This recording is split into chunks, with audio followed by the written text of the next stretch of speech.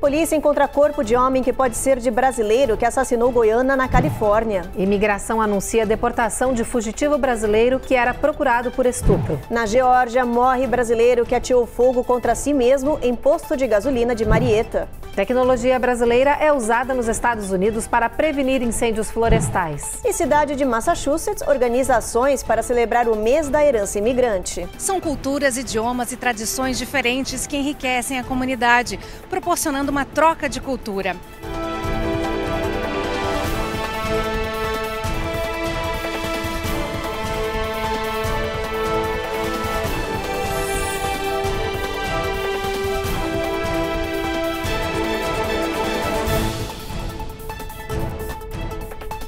Olá, muito boa noite. Boa noite. A gente abre o jornal hoje atualizando o caso da goiana assassinada na Califórnia. Nós contamos essa história aqui ontem com exclusividade. Agora a polícia tem novidades sobre o suspeito de cometer esse crime. É que o carro que seria do brasileiro foragido foi encontrado na cidade de Tijuana, no México. Dentro do veículo trancado estava o corpo de um homem que as autoridades dizem que se suicidou. A suspeita é de que se trata desse brasileiro. Este foi o carro encontrado pelas autoridades locais. A placa indica que o proprietário seria Edirley Ramos. Dentro do veículo trancado estava o corpo de um homem e um revólver. As autoridades dizem que ele se suicidou. A polícia abriu uma investigação, mas ainda não confirmou a identidade do homem. Edirley era procurado pelas autoridades como principal suspeito do assassinato da companheira dele, a também brasileira Edilênia Jorge da Silva, de 49 anos. Ela foi encontrada morta dentro da sua casa com golpes de facada no pescoço. A família da goiana acredita que o corpo no carro seja mesmo de Edirley. Eles já estão em contato com as autoridades da Califórnia à espera da confirmação. E uma última informação, a família da vítima acaba de entrar em contato com a nossa produção, dizendo que a polícia confirmou neste momento que o corpo encontrado se trata mesmo do Edirley, que era o suspeito de ter cometido esse assassinato. E na Geórgia morreu um brasileiro que estava internado em um hospital, para onde ele foi levado após ter queimaduras graves em todo o corpo. Caio, que é natural de São Paulo, morava há poucos meses nos Estados Unidos, enfrentava muitos problemas e acabou ateando fogo contra si mesmo em um posto de gasolina.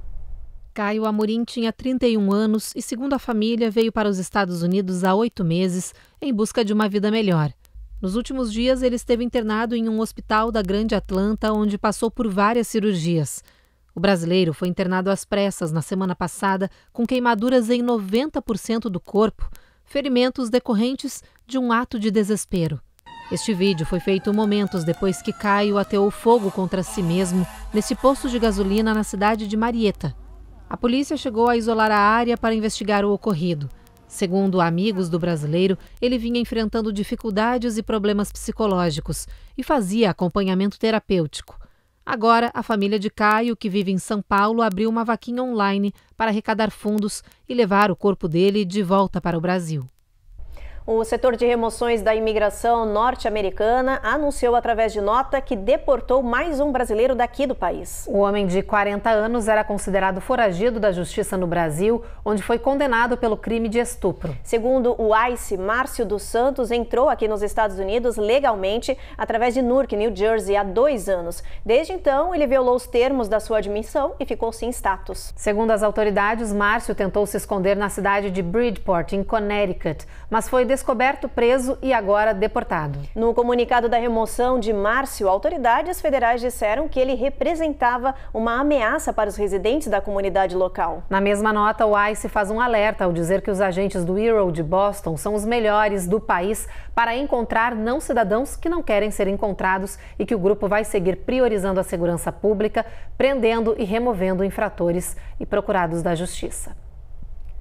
Agora tem um rápido intervalo e na volta tem os detalhes das ações de uma cidade de Massachusetts no mês da herança imigrante. E atenção, mais de 8 bilhões de reais estão esquecidos em contas bancárias e disponíveis para resgate no Brasil.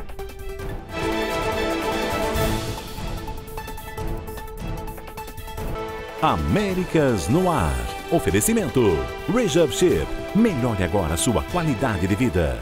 Uninter, a melhor faculdade para brasileiros nos Estados Unidos. Acesse uninteraméricas.com e inscreva-se já.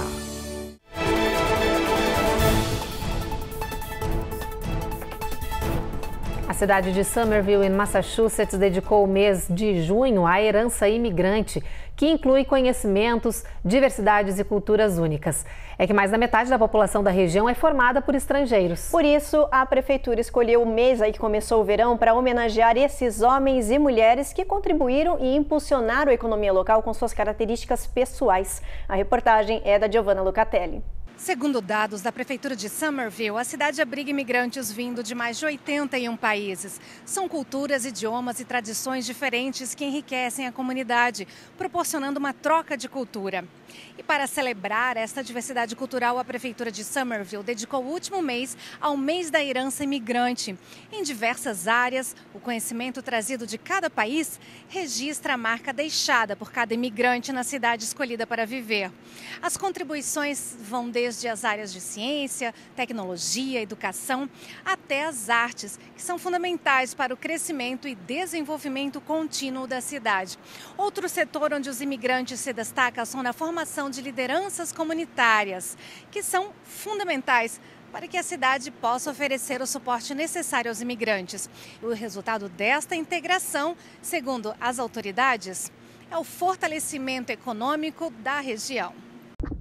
A Prefeitura de Somerville, por meio do Somerviva, Escritório para Assuntos de Imigrantes, criou uma campanha para celebrar o mês da origem imigrante, que é comemorado em junho, e destacar a riqueza cultural e as inestimáveis contribuições dos imigrantes para o desenvolvimento e para a vitalidade da cidade. Aproveitou também para compartilhar todo o trabalho realizado no último ano fiscal, que inclui a expansão do acesso linguístico para milhares de residentes, apoio jurídico para mais de 500 imigrantes, a promoção do desenvolvimento da comunidade por meio de programas de liderança e engajamento comunitário e também o apoio a diversos eventos culturais. Tudo isso com o objetivo de construir uma Somerville mais forte e mais inclusiva para todos. A cantora e compositora brasileira Ana Torres lançou em inglês um álbum dedicado às crianças que possuem transtorno do espectro autista e que vem fazendo um tremendo sucesso. Mas não é só isso não, é que essa maranhense que mora na França também teve uma das canções dedicadas aos Jogos Paralímpicos de Paris que começam em julho e os trabalhos dela estão sendo lançados agora aqui nos Estados Unidos. Todo dia é dia de luta dobrada pra viver superando os limites da vida de noite e de dia, pra vencer saltando e quebrando as barreiras do preconceito. Cê pode crer no jogo. A música se chama Um Mundo Diferente. A canção está sendo considerada um hino das Paralimpíadas de Paris para as pessoas que sofrem algum tipo de deficiência. O clipe, que destaca a inclusão, contou com a participação de atletas, modelos, crianças e dançarinos de diferentes idades. Tanta gente que sou capaz, sou por um mundo melhor, bem diferente. Ana Torres fez essa música em português, inglês e francês, inspirada na filha que tem transtorno de espectro autista. E a canção virou um tremendo sucesso.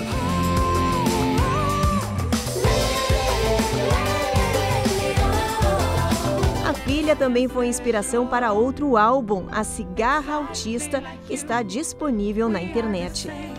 Once upon a time, there was a cicada in the Amazon forest, in a country called Brazil.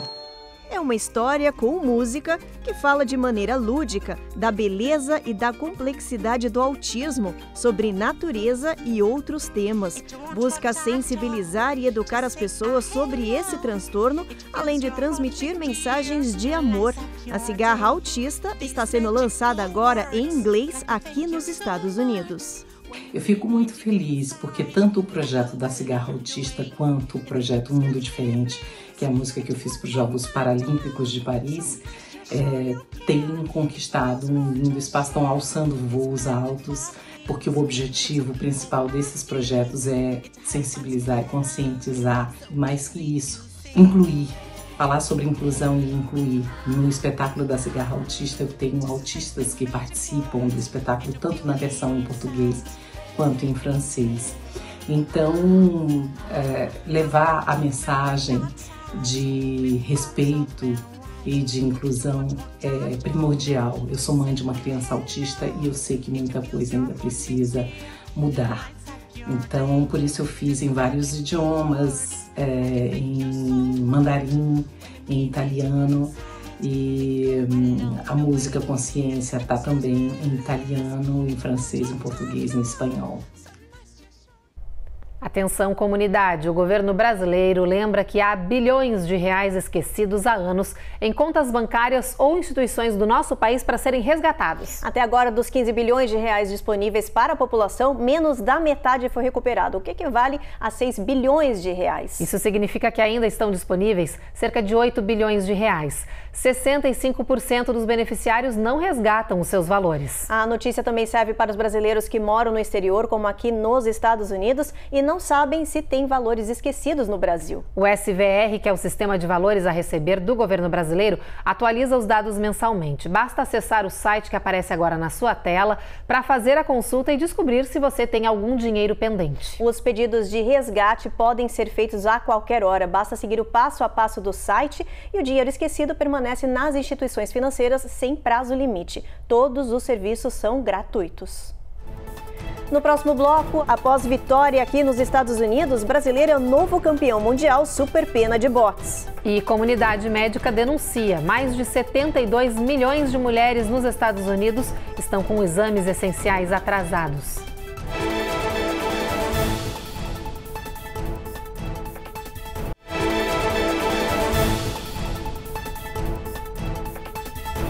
Um brasileiro se tornou o novo campeão mundial de boxe na categoria super pena em New Jersey. Ele lutou contra um norte-americano e surpreendeu ao conquistar o cobiçado cinturão. Os detalhes com a repórter Carla Marinho. O novo campeão mundial do boxe profissional é do Brasil. WBC Junior Lightweight Champion of the World, Robson O Bravo Conceição. Eu prometi, papai cumpriu, é sobre nunca desistir. O baiano Robson Conceição, de 35 anos, conquistou o cinturão da categoria super pena na luta contra o americano Shake Foster, em New Jersey. Foi um embate difícil que dividiu os juízes, mas na somatória dos pontos, Robson acabou levando a melhor. Foi uma luta muito difícil, muito equilibrada. Eu saí com uma pouca vantagem, então ganhei. Minha garra, minha determinação me fez me tornar campeão. Busquei muito a luta, ele não queria lutar. Então isso foi um pouco mais tranquilo enquanto a isso, porque ele não queria lutar e eu busquei a luta o tempo todo e saí com a vitória. Essa foi a quarta tentativa do brasileiro na busca pelo título mundial. Mas para chegar até aqui, Robson enfrentou muitos adversários na vida, já que teve uma infância difícil.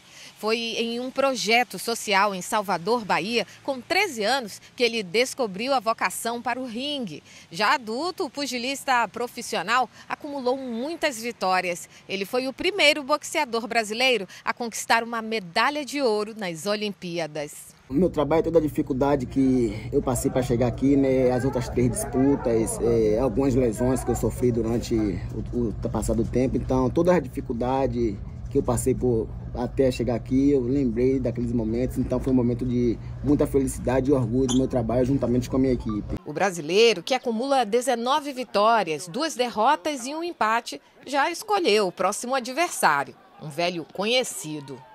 Oscar Valdez, já lutei contigo 2 vezes em sua casa. Agora eu espero por você, talvez na minha casa, quem sabe, no Brasil, Salvador de Bahia, ou em qualquer outro lugar. Eu luto com você até em sua casa novamente. Porém, espero por você, vamos fazer isso acontecer mais uma vez, pela 3ª vez. Champion of the world, Robson O Bravo Conceição. Agora a gente fala sobre a saúde da mulher, porque um novo levantamento mostra que existe um número assustador nos atrasos para exames importantes, como aqueles que detectam o câncer de mama. Hoje, de acordo com o Gallup, mais de 72 milhões de mulheres aqui nos Estados Unidos pularam ou atrasaram os exames de saúde recomendados pelos médicos.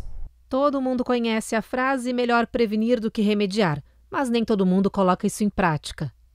Apesar de hoje em dia 90% das mulheres do país reconhecerem a importância dos exames de saúde regulares, mais de 40% delas estão em atraso com os cuidados necessários. A pesquisa realizada pela Gallup mostra ainda que 60% das mulheres dizem que é difícil fazer da sua própria saúde uma prioridade. Isso porque as mulheres passam muito mais tempo cuidando dos outros, ou têm obrigações de trabalho ou com familiares que as mantêm fora dos consultórios médicos. E entre os exames mais negligenciados está o de mamografia, essencial para detectar o câncer de mama.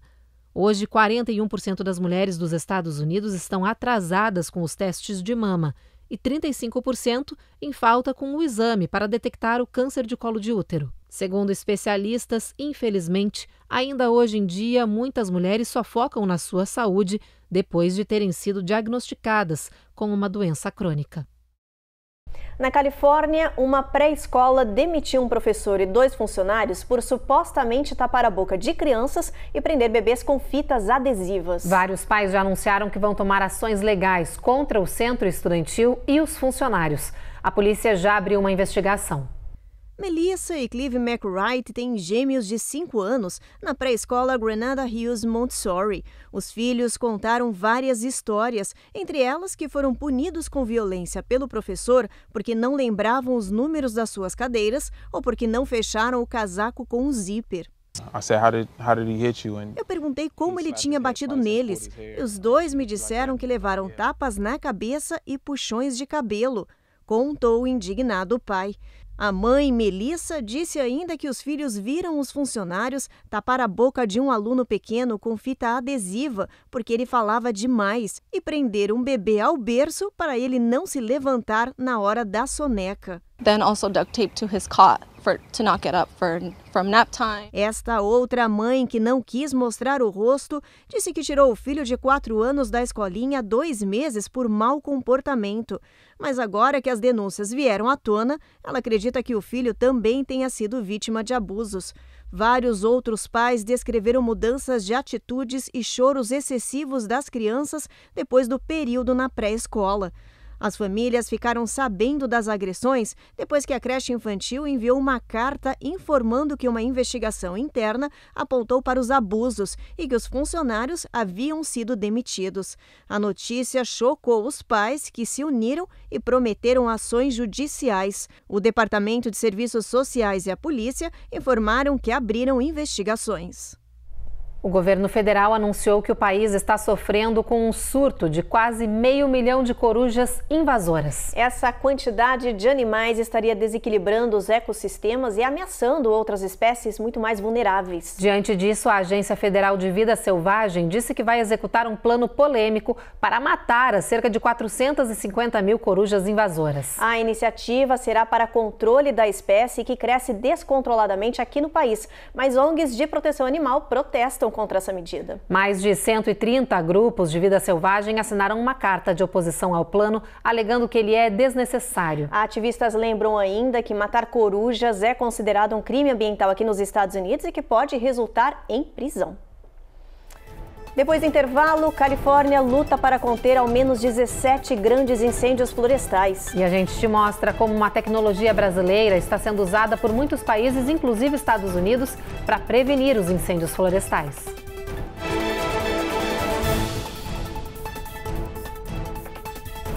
Américas no Ar. Oferecimento Rejab Ship. Melhore agora a sua qualidade de vida. Uninter, a melhor faculdade para brasileiros nos Estados Unidos. Acesse uninteraméricas.com e inscreva-se já.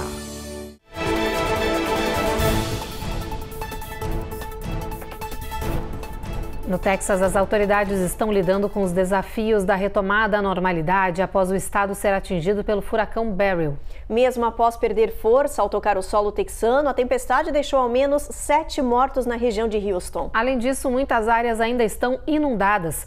Beryl deixou um rastro de destruição e ainda hoje mais de 2 milhões de pessoas estão sem energia elétrica. Segundo o governo do estado, pode levar dias até que a eletricidade seja plenamente restaurada. Além do Texas, Beryl também provocou impactos no estado de Louisiana, com ventos de 80 km por hora. A gente lembra que Beryl surgiu no Atlântico, passou pelo Caribe, onde deixou 13 mortos, e atingiu o México antes de seguir rumo ao Texas pelo Golfo. Segundo o Centro Nacional de Furacões, essa vai ser uma temporada bastante forte, mas neste momento não há previsão de novas formações.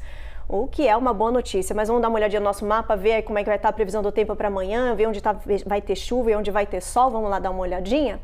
Olha, em Boston a gente tem chuva ao longo do dia, aí máxima de 90, mínima de 75, trovoadas também em Nova York, Washington, Norfolk e Charlotte, toda essa área vai chover. Atlanta a gente já tem sol brilhando, nada de nuvens nessa área. Já na Flórida, chuva em toda a região com máxima de 93. New Orleans a gente tem um pouquinho de sol, mas chuva ao longo do dia. Houston a mesma coisa com máxima de 93, Evelyn. Lá em San Antônio a previsão é de que o sol nem dê as caras, tempestade prevista, mas o tempo melhora um pouquinho em El Paso, sol entre nuvens com 98 de máxima. Em Albuquerque, a mesma situação com uma mínima de 67. Em Phoenix, 117 de máxima. E aí a gente vai para Las Vegas com mais calor ainda, previsão de 118. Em Los Angeles, a previsão é de 93 de máxima com muito sol. E em São Francisco também bastante calor para aquela área que normalmente é mais fresquinha, 72 de máxima, sol aparecendo entre nuvens. E esse calorão da Califórnia tem piorado a situação dos incêndios florestais que afetam boa parte do estado. Só na região de Santa Bárbara, mais de 1.000 bombeiros trabalham no combate às chamas que já queimaram mais de 20.000 acres. O fogo está longe de ser controlado e, aos poucos, se espalha pelo estado, colocando milhões de pessoas em alerta e forçando evacuações. Ontem, as chamas chegaram até o famoso rancho Neverland, de Michael Jackson.